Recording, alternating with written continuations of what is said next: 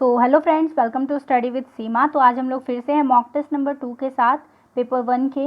अगर आपने mock test number 1 को नहीं देखा है तो आप लोग आई बटन पे क्लिक करके मॉक टेस्ट नंबर 1 को देख सकते हैं। अगर आप लोगों में से चैनल पर कोई भी नया है तो चैनल को आप लोग सब्सक्राइब कर सकते हैं, बेल आइकन को प्रेस कर दीजिएगा ताकि आपको नोटिफिकेशन मिलती रहे। तो चलते हैं अपनी वीडियो की ओर। आज का कल के क्वेश्चन फॉर यू में मैंने आपसे पूछा था पिछली वीडियो में कि C D ROM stands for, यानी कि सी डी रोम का आपको फुल फॉर्म बताना था। तो सी डी रोम की फुल फॉर्म क्या होती है? सी डी की फुल फॉर्म होती है कॉम्पैक्ट डिस्क और रोम की फुल फॉर्म होती है रीड ओनली मेमोरी। तो आपका right answer option number C, compact disc read only memory हो जाएगा। चलते हैं आज के फर्स्ट क्वेश्चन की ओर। तो आज का फर्स्ट क्वेश्चन है आपके लिए, निम्नलिखित में से क्या शिक्षण के चिंतन स्तर की विशेषता नहीं है? विच of the following is not a feature of reflective level of teaching? तो इसमें दोनों ही मीडियम में मैंने आपको क्वेश्चंस दिए हैं, तो आप लोग का जो भी मीडियम है आप लोग आसानी से उसमें कर सकते हैं। क्वेश्चन को समझिए और उसका आंसर दीजिए। हिंदी में आपके ऑप्शन है, यह शिक्षण का सबसे उच्चतम स्तर है जिसमें शिक्षण की समझ और स्मृति दोनों शामिल है। ऑप्शन बी है, मॉरिसन शिक्षण के चिंतनशील स्तर के मुख्य समर्थक हैं। ऑप्शन सी है, छात्र को प्राथमिक स्थान प्राप्त है और शिक्षक को द्वितीय स्थान प्राप्त है। ऑप्शन डी है, यह माना जाता है कि छात्र समस्या को हल करने के लिए अनुसंधान के दृष्टिकोण को अपनाएगा। इंग्लिश में आपके ऑप्शन है, it is the highest level of teaching and includes both understanding and memory level of teaching. Option B है, Morrison is the main proponent of reflective level of teaching. Option C है, the student assume primary space and teacher assumes the secondary space. इसमें line miss हो गई है। Option C है, the student assumes primary space and teachers assumes the secondary space, यानी कि student को primary space दिया गया है और स्टूडेंट को सेकेंडरी स्पेस दिया गया है। ऑप्शन डी है, the students are assume to adopt some sort of research approach to solve the problem. तो जल्दी से अपने आंसर को चूज करिए। आई होप आप लोगों को क्वेश्चन क्लियर होगा। तो इसका राइट आंसर होगा ऑप्शन नंबर बी, मॉरिसन शिक्षण के चिंतनशील स्तर के मुख्य समर्थक है। यह गलत है, इसलिए ये आंसर सही होगा क्योंकि हमसे पूछा गया है निम्नलिखित में से क्या शिक्षण की चिंतन स्तर की विशेषता नहीं है। क्वेश्चन को ध्यान से पढ़ना है, इन्होंने पूछा है नहीं है, तो ऑप्शन बी बिल्कुल करेक्ट आंसर हो जाएगा।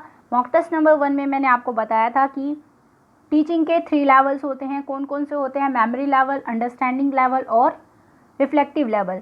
मेमोरी लेवल के मेन प्रोपोनेंट है आपके हर्बर्ट, अंडरस्टैंडिंग लेवल के मेन प्रोपोनेंट है मॉरिसन, इसलिए ये वाला गलत हो जाएगा यहाँ पे, इसलिए ऑप्शन बी बिल्कुल करेक्ट आंसर हो जाएगा। और रिफ्लेक्टिव लेवल के आपके कौन है मेन प्रोपोनेंट? हंट है। रिफ्लेक्टिव लेवल के कौन है? हंट। तो राइट आंसर इसमें क्या हो जाएगा? Option number B. बाकी के तीनों कथन सही हैं। चलते हैं नेक्स्ट क्वेश्चन की ओर। शिक्षक को शिक्षण के दौरान निम्नलिखित में से किन बातों को ध्यान में रखना चाहिए? Which among the following things a teacher should keep in mind while teaching? आपके ऑप्शन है, सरल से जटिल की ओर विषय वस्तु की तरफ जाना चाहिए, प्रत्यक्ष से अप्रत्यक्ष विषय वस्तु की ओर बढ़ने के लिए पाठ योजना बनाएं, अमूर्त से मूर्त तथ्यों की ओर आगे बढ़ना चाहिए, और ऑप्शन डी है, ज्ञात से अज्ञात विषयों की ओर बढ़ना चाहिए। इंग्लिश में आपके ऑप्शन है, should approach from simple to complex content. Option B है, plan the lesson to flow from seen to unseen content, और ऑप्शन सी है, should proceed from abstract to concrete facts, और ऑप्शन डी है, should flow from known to unknown topics. यानी कि एक teacher को जब वो टीचिंग कर रहा है तो उसे किस तरह से पढ़ाना चाहिए? क्या उसे सरल से जटिल विषय की ओर बढ़ना चाहिए? बिल्कुल सही है, क्योंकि अगर वो जटिल विषय को पहले पढ़ाएगा और तब सरल को पढ़ाएगा तो कोई फ़ायदा नहीं है, क्योंकि उसे स्टूडेंट को जटिल चीज़ें समझ ही नहीं आएंगी। जब तक उसे सरल चीज़ें समझ नहीं आएंगी उसे जटिल चीज़ें कैसे समझ आएंगी? अगर आप उसको किसी स्टूडेंट, अगर प्राइमरी लेवल पे ही लो, अगर आपने किसी स्टूडेंट को पहले काउंटिंग नहीं पढ़ाई है तो क्या आप उसे ऐड करना सिखा सकते हैं? क्योंकि जब तक वो काउंटिंग के नंबर्स को नहीं पहचानेगा वो ऐड क्या करेगा? और ऐड कर भी लिया तो लिखे कैसे पाएगा? इसके अलावा अगर आपको मल्टीप्लाई सिखाना है किसी बच्चे को तो आपको उसको पहले टेबल याद करानी होगी। मतलब जो बेसिक चीज़ें हैं पहले वो आपको उसको पढ़ानी पड़ेगी, तभी आप उसको कॉम्प्लेक्स चीज़ें सिखा पाएंगे। पहले सिंपल चीज़ें सिखाएंगे फिर उसको कॉम्प्लेक्स चीज़ें सिखाएंगे। तो ये बिल्कुल सही है। सेकंड है इसमें प्रत्यक्ष से अप्रत्यक्ष की ओर जाना चाहिए, यानी कि किसी भी स्टूडेंट को सबसे पहले हम जो उसे उसके सामने है वो कंसेप्ट हम उसे पहले बताएंगे, तब हम उसे अप्रत्यक्ष चीज़ें बताएंगे जो उसके सामने नहीं है। ऑप्शन 3 है अमूर्त से मूर्त तथ्यों की ओर उसे आगे बढ़ना चाहिए। बिल्कुल सही है, बिल्कुल गलत है ये। मूर्त तथ्यों से अमूर्त तथ्यों की ओर जाना चाहिए। ठीक है, तो ये वाला ऑप्शन गलत है। फोर्थ ऑप्शन है ज्ञात से अज्ञात विषयों की ओर बढ़ना चाहिए, यानी कि स्टूडेंट को पहले वो चीज़ें बताएं जो उसको पता है, फिर उसको वो चीज़ें बताएं जो उसको नहीं पता है, तब वो ज़्यादा अच्छे से समझ पाएगा। तो इसमें हमें क्या क्या ध्यान में रखना चाहिए, 1, 2 और 4 जो है वो इम्पॉर्टेंट है टीचिंग के समय, जो एक टीचर को अपने माइंड में रखनी चाहिए। तो ऑप्शन सी बिल्कुल करेक्ट आंसर हो जाएगा। आई होप आप लोगों को आंसर क्लियर हुआ होगा। तो चलते हैं नेक्स्ट क्वेश्चन की ओर। मैच द फॉलोइंग है, मैचिंग करनी है इसमें आपको। लिस्ट 1 में आपको टाइप ऑफ रिसर्च दिए गए हैं और लिस्ट 2 में आपको नेचर दिया गया है कि वो किस क्षेत्र में वो रिसर्च काम में आता है। पहला है विश्लेषणात्मक अनुसंधान यानी कि एनालिटिकल रिसर्च, बी है डिडक्टिव रिसर्च यानी कि निगमनात्मक अनुसंधान, सी है इंक्रीमेंटल रिसर्च यानी वृद्धिशील अनुसंधान और डी है डिस्क्रिप्टिव रिसर्च यानी वर्णनात्मक अनुसंधान। तो जल्दी से मैच करिए और अपने आंसर को कूट में से चूज करिए। आपके पास है 5 सेकंड का टाइम, जल्दी से करिए। अगर आप लोगों ने अभी तक नहीं किया है तो आप पॉज करके आराम से कर सकते हैं। तो इसका राइट आंसर क्या होगा, जो विश्लेषणात्मक अनुसंधान है, एनालिटिकल रिसर्च है, वो एक्सप्लेन करता है कॉज एंड इफेक्ट रिलेशनशिप यानी कारण प्रभाव का संबंध वो बताता है। बी है deductive research, deductive research begin होता है हाइपोथेसिस से, एक परिकल्पना के साथ शुरू होता है और उसी के आधार पर निष्कर्ष निकाले जाते हैं। Incremental research, incremental research and improvement of something, वृद्धिशील अनुसंधान किसी चीज़ में सुधार के लिए किया जाता है। और डी है डिस्क्रिप्टिव रिसर्च, जो एक्सप्लेन करता है व्हाट अकर्ड और अकरिंग, क्या हुआ है और क्या हो रहा है को स्पष्ट करता है आपका वर्णनात्मक अनुसंधान। तो ए का फोर्थ ऑप्शन किस में है, केवल एक ही आंसर में, एक ही ऑप्शन में है और वो है ऑप्शन नंबर बी। तो बिल्कुल करेक्ट आंसर हो जाएगा ऑप्शन नंबर बी। ए का 4, बी का 3 और सी का 1 और डी का 1 और डी का 2। तो बिल्कुल आंसर बी करेक्ट हो जाएगा। चलते हैं फोर्थ क्वेश्चन की ओर। एक संदेश के नीचे संदेश को क्या कहते हैं? अ मैसेज विनीथ a message is labelled as. Important question है। आपके ऑप्शन है intertext, internal text, subtext, embedded text. Hindi में ऑप्शन है अंतरपाठ, आंतरिक पाठ, उपपाठ, अंतःस्थापित पाठ। तो एक संदेश के नीचे संदेश को कहते हैं सब टेक्स्ट। अ मैसेज विनीथ a message is labelled as subtext. इसका क्या मतलब है कि जो एक ऑथर कोई चीज़ लिख रहा है उसमें वो चीज़ लिखी नहीं हुई है, लेकिन उसमें उसका अर्थ छुपा हुआ है। जैसे कि आप लोगों ने सुना होगा रीड बिटवीन लाइन्स, यानी कि लाइन को पढ़ने के बाद आपको बीच में उसका अर्थ समझ आएगा। वो चीज़ लिखी नहीं हुई है, लेकिन अगर आप उसको ध्यान से पढ़ेंगे तो उसमें उसका अर्थ छुपा हुआ है। गूढ़ अर्थ जानते होंगे हिंदी वाले, तो उसके अंदर वो अर्थ छुपा हुआ है। रीड बिटवीन द लाइन्स से आप लोग समझ गए होंगे इसका क्या मतलब है। बहुत ही फेमस लाइन है, अक्सर आपके टीचर्स ने कहा होगा रीड बिटवीन लाइन्स, मतलब उसके बीच में कुछ छुपा हुआ है, उसे पढ़ो तब आपको समझ में आएगा। तो ऑप्शन सी सब टेक्स्ट इसका बिल्कुल करेक्ट आंसर हो जाएगा। क्वेश्चन नंबर 5 है, निम्न में से किस कथन में दोनों एक साथ असत्य हो सकते हैं लेकिन एक साथ सत्य नहीं हो सकते हैं? In which of the following both can be false simultaneously but can not be true simultaneously? Option है कॉन्ट्रेरी, सब कॉन्ट्रेरी, कॉन्ट्राडिक्शन और सबाल्टर्न। तो इसका राइट आंसर हो जाएगा कॉन्ट्रेरी में दोनों कथन एक साथ असत्य हो सकते हैं लेकिन सत्य नहीं हो सकते हैं। तो कॉन्ट्रेरी में दोनों contrary is the relationship between two proposition when they can not be both true but both can be false. एक साथ ट्रू नहीं हो सकते हैं लेकिन एक साथ फॉल्स हो सकते हैं। दो कथनों के बीच में कॉन्ट्रेरी जो है वो एक ऐसा संबंध दर्शाता है कि दोनों कथन एक साथ असत्य हो सकते हैं, गलत हो सकते हैं, लेकिन एक साथ सही नहीं हो सकते हैं। सब contrary is the relationship between two proposition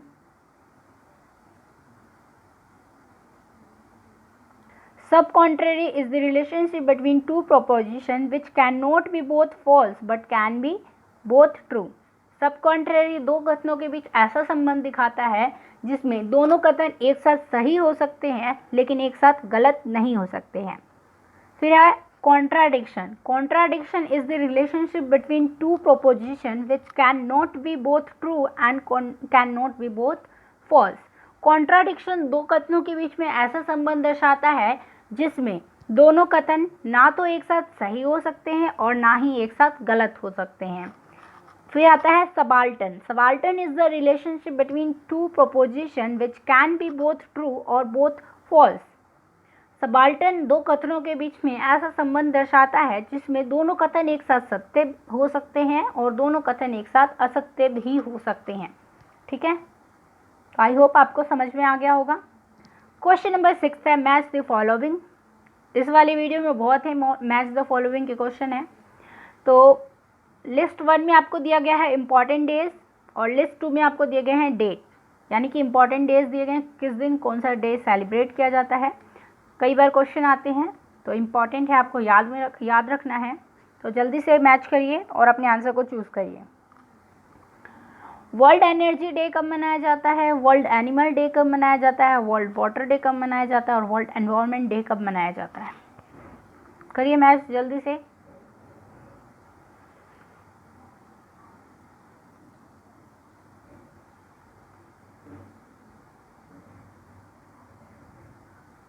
तो वर्ल्ड एनर्जी डे, विश्व ऊर्जा दिवस मनाया जाता है आपका 14 दिसंबर को।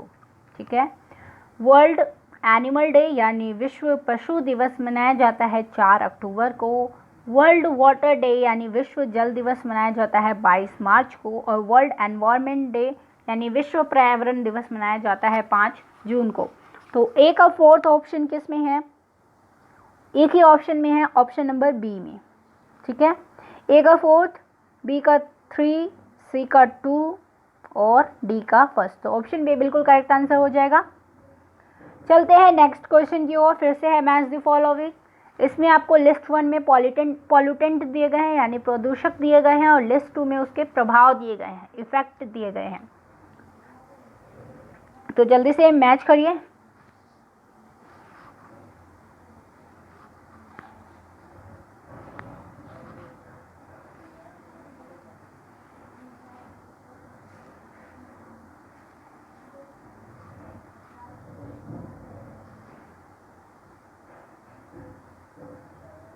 तो क्या होगा इसका राइट आंसर, जल्दी से बताइए।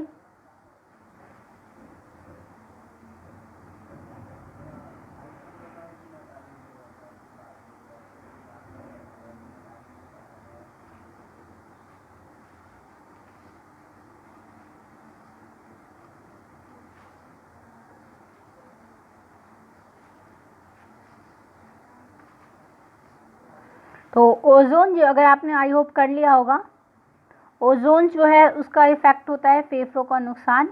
ठीक है, तो कौन से ऑप्शन में है, ए का 2, ए का 2 ऑप्शन 2 ऑप्शन में है, ए और डी में। तो बी और सी कैंसिल हो गए।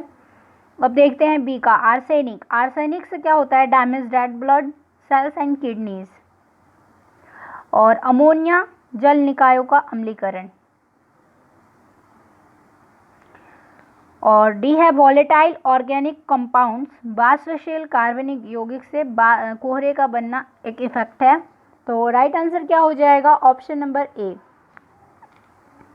चलते हैं नेक्स्ट क्वेश्चन की ओर। इनमें से कौन एक वायुमंडल की परत नहीं है, which of these is not a layer of atmosphere. आपके ऑप्शन है शोभ मंडल, मध्य मंडल, स्थल मंडल और समताप मंडल।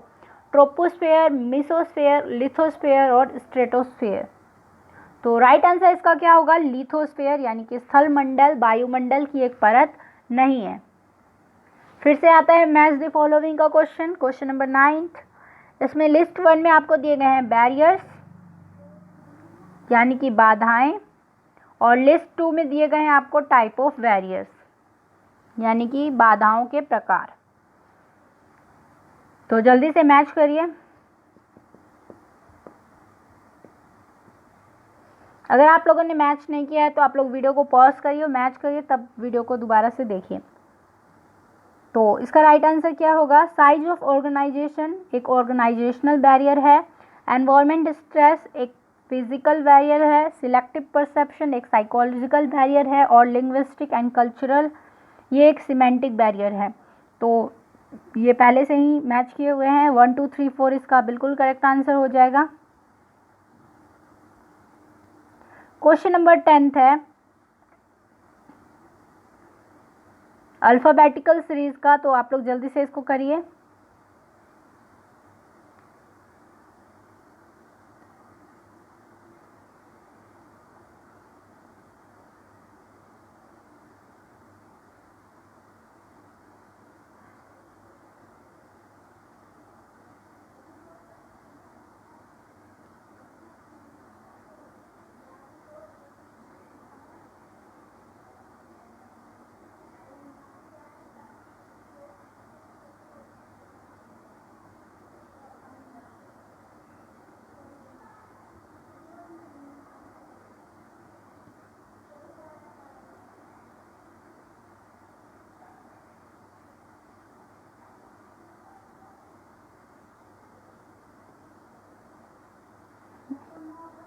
तो इसका राइट आंसर क्या होगा?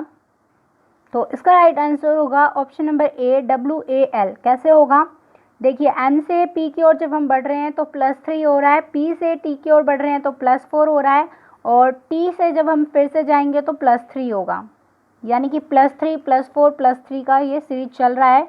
तो T में अगर हम +3 करेंगे तो 20 में +3 किया 23 पे आता है आपका W, तो WAL हो जाएगा। क्योंकि एक ही ऑप्शन में है इसलिए आगे सॉल्व करने की ज़रूरत नहीं है, और इन सब में भी यही चल रहा है। Q 17 नंबर पे है, T 20 नंबर पे है, तो +3 हुआ। T 20 नंबर पे है और X 24 नंबर पे है तो +4 हुआ। वैसे ही अब +3 करेंगे X में, X 24 नंबर में है, +3 किया तो 27 हुआ, और 27 नंबर पे क्या आएगा? A, क्योंकि 26 पे Z आता है, फिर से A स्टार्ट होगा, इसलिए 27 पे A आ जाएगा। तो फिर WAL बिल्कुल करेक्ट आंसर हो जाएगा। इसी के साथ आता है आज का लास्ट क्वेश्चन, और इसके बाद है आपके लिए क्वेश्चन फॉर यू। तो क्वेश्चन फॉर यू का जवाब आपको जरूर देना है।